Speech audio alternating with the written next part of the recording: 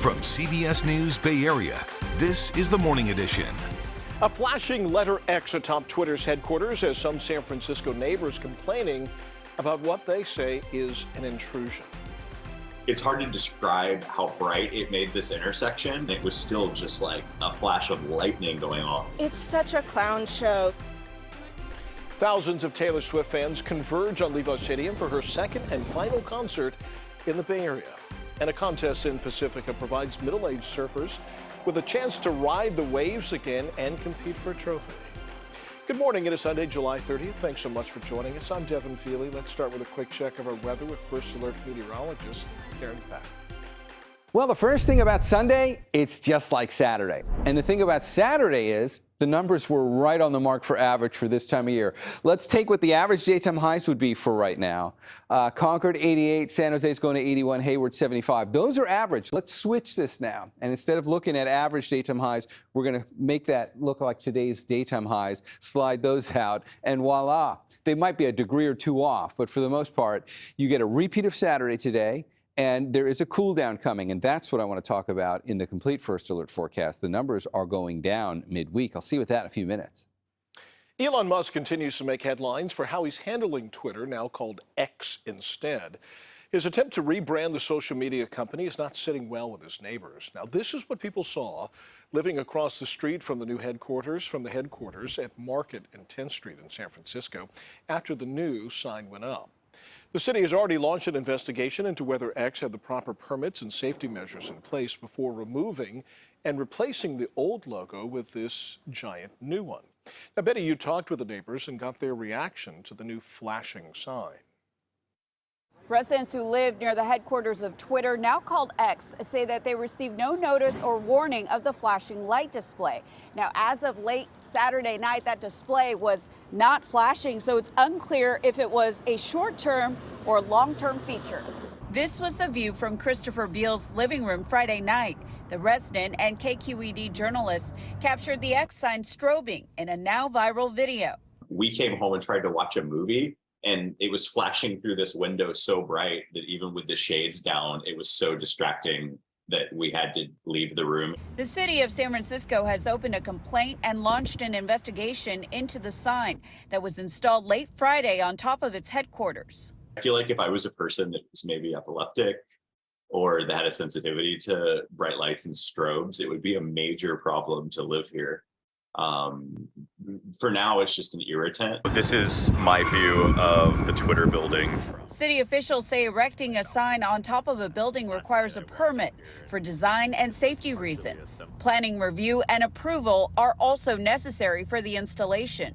I thought it was lightning, and I was very confused. I went to my window, I looked around, I didn't see anything. I thought it was maybe a police siren, but this building, it's largely rent controlled. There are a lot of seniors who live there. I'm absolutely sure that this is a danger, especially to them. Attorney George Wolf, who specializes in construction law, said typically neighbors are given notice after the permit application is submitted, and they would have rights to approve or reject the plan even if it complied with codes. What rights do residents have, or what kind of recourse? Well, they could go through the city and complain through the city, the building department, or the planning department. And of course, if it really got bad, somebody could file a lawsuit over it as a public nuisance. Very reckless to do this way. Most people abide by the law. I'm not sure there's exceptions for entrepreneurs. Resident Patricia Wallinga said she plans to go to the tenants union on Monday to figure out what her rights are. It's such a clown show. Outside of our aggravation, of course, we started trying to think about what was going on, and we saw that they were flying a drone around it. And so we were like, this is a publicity stunt across the board. And obviously it appears to be working.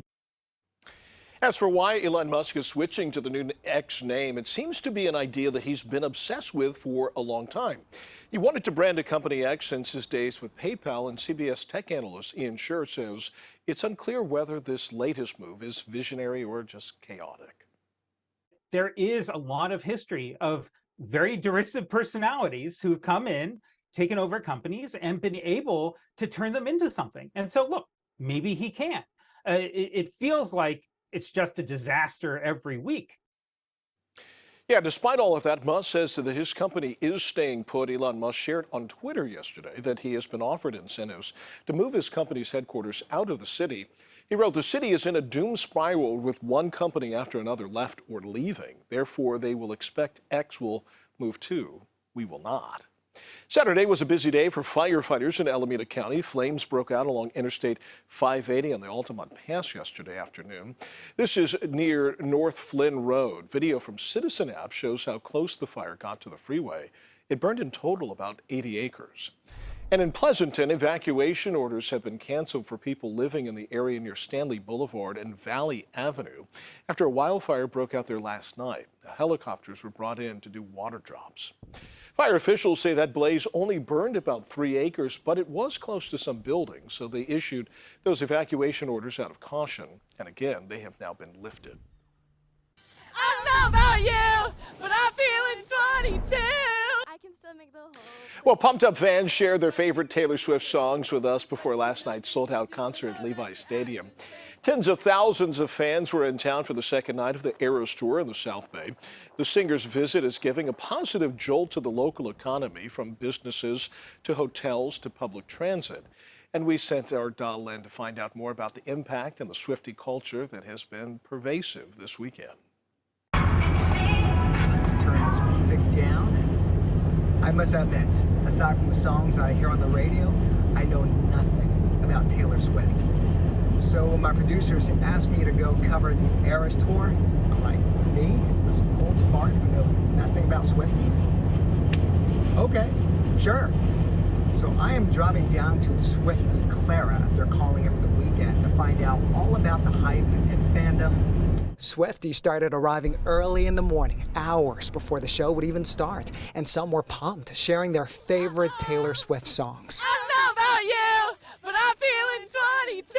I can still make the whole place shimmer. Ooh, summer. Caroline Cassett came from Sacramento to see her inspiration. She's affected my life so much because I've loved her and I've listened to her music since I was a little girl, and now I'm here, 16, and it's crazy that I'm at the Eras Tour with my mom. And a lot of dads and daughters. Caroline's mom, Meg, loves that Taylor Swift preaches positive messages like happiness, respect, and self-confidence. So I think she's a good role model for this young generation as well. What are friendship bracelets? It's in her newest album, Midnights. So we all are making friendship bracelets to go and connect, and it's just a fun thing just to bring each other together as a community. Oh my God, of course, yes, please, what do you want? Fans say they love the message of inclusiveness and love, and everybody can relate, including this man. She helps people find themselves, and I really do love her. I think she's fantastic.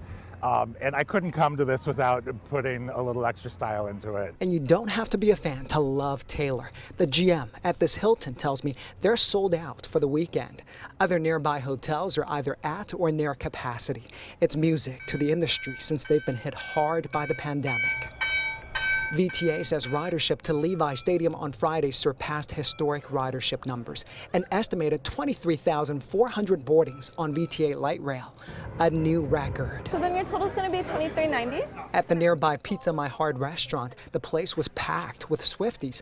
All the surrounding businesses say they saw a much-needed economic boost. From yesterday compared to last week, at least a $3,000 increase in sales. But not everyone could get a ticket. We saw on social media fans on Friday night watching free from the rooftop of a parking lot across from the stadium. Caroline says she's blessed to receive her tickets as a gift. She's excited to finally see Taylor Swift in person. I'm wearing a heart dress that she wore in her Me music video. It's just fun, and it's totally like teenage girl pink, and it's just amazing. Made me do. Look what you just made me do. That's the way I loved you. Didn't quite turn into a Swiftie, but I did meet a lot of new friends and even received this friendship bracelet. By the way, that is the rooftop of that parking lot you saw in the video. Cops are not allowing folks there for the Saturday concert, but fans can watch it from the second or third floor. And the South Bay is likely to get a similar boost next month. Beyoncé is bringing her Renaissance tour to Levi Stadium at the end of August.